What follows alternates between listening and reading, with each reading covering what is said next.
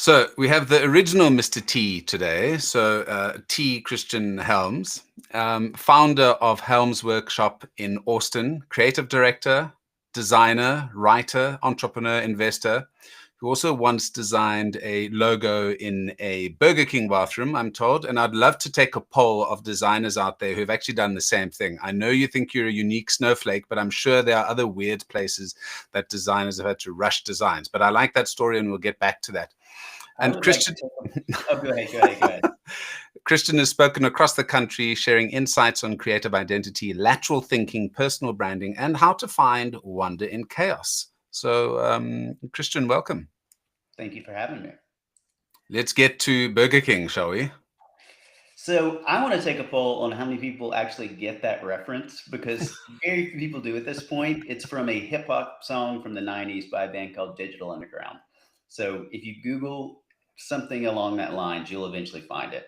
But it is an obscure reference for people older than most of the folks that I deal with. So it does not connect like you think it would.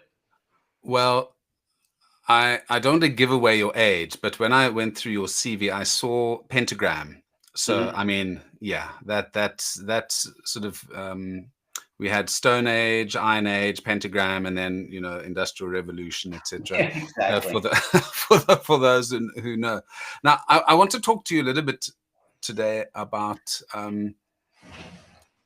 why we need more thinkers in design in this particular area that we're in now. I know you seem to do more talking than designing at the moment because you're on stages all around the states. Uh, but it takes 30 seconds to design a passable logo these days, especially on Nano Banana on Gemini. I've tried, believe me, but thinking in design and the type of mindset needed for people to stand out in this era where anything you can really think of can be designed. Um, is it just design? Is there something more behind that? And why is thinking so important in the space? Thinking is design. Design's building a plan of action, right? Branding is essentially to manifest a vision for a business's future. And that takes forethought, it takes strategic thinking. You've got to be able to straddle the line between strategic thought and wild eyed creativity, right? One without the other. Over on this side, if you just have the wild eyed creativity, you're an artist, you're not a designer. If you're over here with just strategic thinking, you're a strategist, you're not a branding person. You got to bring those two things together. I've seen that a lot where I don't know if you've seen that recent meme that's gone out, but it was on Instagram, and it said, as a designer, I deliberately put in the worst option as our second design and sent that to the client because we wanted them to choose our first design. And as sure as God made green apples, the client writes back saying, yes, option 2, please. Why does that happen? And has that happened to you? Yes, it has. Very, very early in my career, I tried that move, and that's exactly what happened. And then I literally quit the job because it was so bad I didn't want people to see it and associate it with me. It was a terrible idea. Don't ever do that because it's a cliche for a reason. They will pick that one. And it's usually because it's the most familiar solution. So we're working on a beef jerky client, right? If we take a poll of random consumers and focus group the work that we've done, most people gravitate towards the one that looks like beef jerky to them, looks like everything else on the shelf. That's the opposite of what we're trying to do.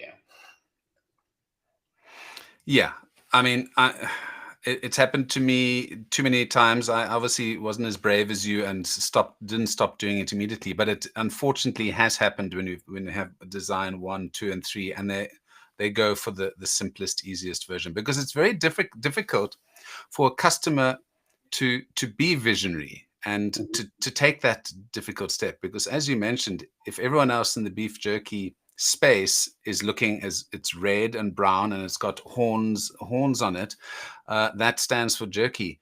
Uh, how do you, as an agency owner, go through a process of convincing a client to be more brave, or is it something that the client has to have? I mean, how difficult is that for you as an agency? Because it's very frustrating. coming up with outlandish ideas that will work and stand out, but the client just doesn't have the appetite for it. Yeah. So a big part of our work as branding folks is educating and empowering our clients. We can't expect them, these entrepreneurs, business owners, CEOs, to come to the table and completely understand branding and how it works and how it will be effective. So we've got to educate them. We've got to walk them through that. You're sort of part strategist, part therapist, part something else when you deal with entrepreneurs, and it's great. And then the other thing is the solution can be outlandish. We love outlandish solutions, but they have to tie back to kind of the core essence of the business and what it's all about. It can't be like a performance dance to be noticed. It's got to be walking to the beat of your own drum for a reason. I've often said to customers when they've come to me for a new brand, or when I've worked with startups, I've said you literally could put a banana on the front of your business and call it whatever, and have a random shape on it. That is not your business. That is not a brand. A brand is built, as you said, it's for, I can't remember the exact term you use, but you are looking for that future growth. A brand is, can you repeat that? Which piece? Sorry. When you say a brand is, you mentioned right in the beginning. It's to manifest a vision for the future of a business. Absolutely. Yeah. And that's, yeah. I think as brand designers, we've got to take a step back and kind of look at the fact that branding is not the things we make, it's the things we make possible. Like that's what the essence of branding is creating new possibilities for organizations. Yeah, I love that. It ties into what you mentioned in one of the talks that you've had, which is the value of the big, hairy, audacious goal and pushing yourself in challenging or uncomfortable ways, because that's what creates growth. And we're at a stage now, I'm sure you've worked on bank brands, I'm sure you've worked on a whole bunch of soft drinks, and they all offer exactly the same thing. Either they solve thirst or they keep your money safe, so robbers can't get it. But there's only so many blue banks you can create, blue logos you can create, and silver or platinum cards. When we talk about this big, hairy, audacious goal, we're in an era now where all industries are being challenged in some way, shape, or form. How important are these big, hairy, audacious goals now when we've got such huge changes in the market? Is it better just to be safe and play it safe, or is there an opportunity for businesses, small businesses, startups, potentially legacy businesses, to say, hey, this is my chance to do something new, but I don't know where to start? Yeah, absolutely. And the reason all those bank identities feel the same is because they're focusing on the functional benefits of the brand, right?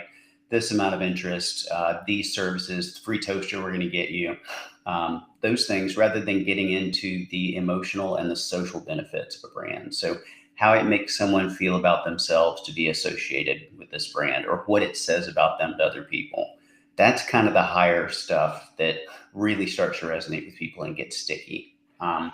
And then the Big Hairy Audacious Goal, I've been a huge fan of. It's from a book, and I'm blanking on the author. But he coined the term probably 15 or 20 years ago. And the idea is it has to have a 50% chance of failure, and it's got to be just a moonshot idea. And then you've got to kind of dig in and say, what do I need to do today, tomorrow, next year, with just like monomaniacal focus to reach this goal? And even if you don't get to that moonshot, you're going to be more elevated than you were before. You're going to get a good ways down the road and be a lot farther along than you are at the moment. Yeah, I mean, I've that concept, like you said, isn't new. It's from a fantastic book, and it is by a chap called James C. Collins and Jerry Porras. So for those of you who are interested in, it's Built to Last: Successful Habits of Visionary something or others. So I'll put that link in the description as well. Now, since you're in the brand space, I'd like to ask you, do we still need brand agencies in this era? I've seen, like I mentioned a bit earlier, for those of you who are old and gray like us, Pentagram not Pentagraph, like I mentioned, Pentagram, was the agency to be at. I mean, that was if you could get into that, amazing. And I had the books, I had the magazines, and I was like, that's the kind of company I want to work at. I eventually got into Interbrand, and that's closed around, a whole bunch of places. Now they've pivoted. They're still in design, but they're more focused on their brand valuations. But we had companies like Landor, Fitch, Brand Union. We've got a great one, Win Creative, out of Switzerland. But a lot of them are closed down. A lot of them have got one person running them or a representative in countries. Do we still need brand agencies? And how are you keeping yourself relevant in an era when all of these agencies, which were wonderful places to work, have now just disappeared down a bottomless pit? Yeah, we absolutely still need branding agencies. And, one of the reasons that those big behemoths have disappeared is because they were inefficient. They were big, they were bloated, they were slow, and they did everything the same way every time, which there's value in structure, absolutely. But if you can come to a shop like ours versus Landor, and get the same caliber creative, the same caliber of thought, with a more personal connection, and I guarantee a lower price tag, you win. You absolutely win. Well, I'm very happy to say I competed against all of them with my business, Wunderbrand, and beat Landor and Interbrand quite a few Isn't times. that the best? Isn't that the best? It is one of those moments where, you just rub your hands in glee. You don't want to shout to everyone, but all those in the know, you do let them know that Yeah, and when I say cheaper, I'm not saying that we're cheap. Like, I put branding in the same category as dentistry and sushi, right? Like, don't go with the cheapest option. You're not going to be happy with the results. So I'm not saying go for cheap branding at all. But there's a level to which you're just paying for the idea of Landor more than you're paying for the work you're going to get.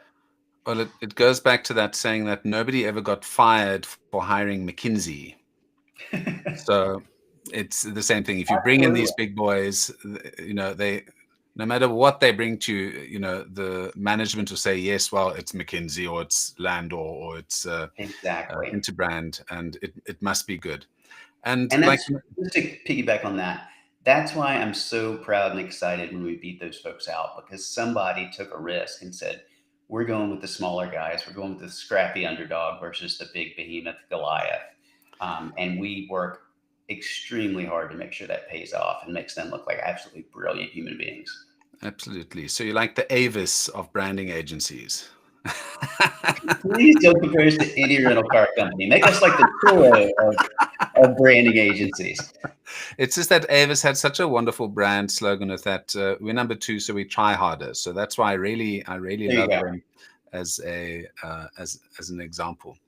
Now you're in Austin, Texas, but and obviously having that local knowledge is very useful, but you obviously operate around the country as well. Maybe talk to me a little bit about what Helms Workshop does, because it says workshop, not design agency. Why is that?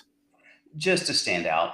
I, as a kid, loved Children's Television Workshop that creates Sesame Street and all of those things. You know how hard it is to name yourself. And that's where we landed. It's a blessing and a curse. If you're a founder and you're scaling a company, do not put your name in the name of the company, because they're always going to ask, is Helms in the room? Is he in the meeting? So it can be a challenge. I have a fantastic team. Like, they are individually better than me at what they do. You want them in the room. You want me in the room too, sure, but I don't need to be in the room for absolutely everything. I've completely obscured the question at this point. What was the actual question you asked me? Oh, what do we do? Yeah. So we're because I want to just mention, I went through your website and I noticed you didn't say anything about AI. You didn't say anything about all of the latest hits. You are focused on being a brand agency, which is quite refreshing. So yeah, absolutely. We build brands with character and personality and wit that feel human, and we build marketing that speaks to people like they're humans. That seems obvious, but it's getting rarer and rarer and rarer in our industry. Whether it's a big global brand like Southern Comfort or a small startup like Tecovas, we approach everything the same way, which is let's dig in, figure out what makes this thing special, different, unique, curious, and then amplify that into a brand identity and all those touch points so that you create this kind of seamless, immersive brand experience for people. Do you think brand agencies are going to have a renaissance? Because obviously we saw a big dip in the mid Yeah. 2000s, specifically with things like Shutterstock Mhm. and when Canva came about. But I think similar to Instagram, when it first came out, photographers were horrified because now everyone could take a photo, and look at Right. these savages with their awful photographs and these filters. And I mean, can you remember the filters in Instagram when it came out? Luckily, that's gone. But people appreciate good design. They appreciate good good imagery. But like you mentioned, it's tying. I think where brand agencies play a very important role is that with the connection between bricks and mortar and digital, there has to be an interface between that, and there has to be that um, that that intermediary that um, allows consistency across all of Mm. these platforms and all of these channels, because you've got multiple people doing bits and pieces, and the quality generally is quite varied across Yeah. these different channels. And again, just the last thing I want to mention is that future vision. Where is this brand going to be going? And I think having a brand agency as a helmsman is going to become more and more important. 1,000%. I think there will absolutely be a renaissance for brand agencies, but I think it's going to be similar to kind of what we've seen in the craft beer industry in the States. First, there were a handful of craft breweries and they were very special and people were very excited. That number grew exponentially over the past 20 years, where you can't throw a rock and not hit a brewery at this point, especially in my town. But what you're seeing now is the lower quality, the kind of half-assed breweries are falling off the map. So there's going to be fewer branding agencies, but the really good ones will absolutely survive because of that big capital D design thinking you were just talking about. Um, AI can design you a logo, but it can't build a strategic framework and tell you how to connect with people on an emotional level. I went through the About Us section on your website as well and saw the amazing people that work at your business. And you've mentioned how individually they're fantastic. Brand agencies are competing against, if you want to get the best people, you're competing against places, that are going to be paying quite good salaries, and probably more modern or exciting than brand agencies. Uh, how are you getting great talent, and how are you keeping them? Why are people coming to work at Helms Workshop? Is it because of you? Is it because they love branding? Is it because they see a future in this? How do you find these people? I think all of that. First things first, we hire exceptional human beings. I can't tell you the how many times I've hired like the third best portfolio in a design group because they were an absolutely fantastic human being. I can teach you to be a great designer. I can't teach you to be a great human being. Like that ship has already sailed. And we've been able to build a culture over time where really our team protects that. I mean, it says on our website, we don't work with assholes, and that includes us. And we stick to that. Um, we're in the process of hiring right now, and my team vets all the candidates in multiple rounds before they ever get to me. And they are so fiercely protective of our culture, and how supportive and high fives and hugs we are about building brands. And the number of times they've come to me and said, that number one candidate is not our person. Like they're not here to be part of this team. They're here to quickly build up their portfolio and move on. And we've got great longevity. We get 5 years, 8 years, 10 years. Like we've got folks who've been here a long time because we hire well, we pay them well, we have unlimited PTO, we have all these bells and whistles to really take care of folks and push a work-life balance so that we're not just grinding through young designers and then spitting them out. We're really investing people in the long term.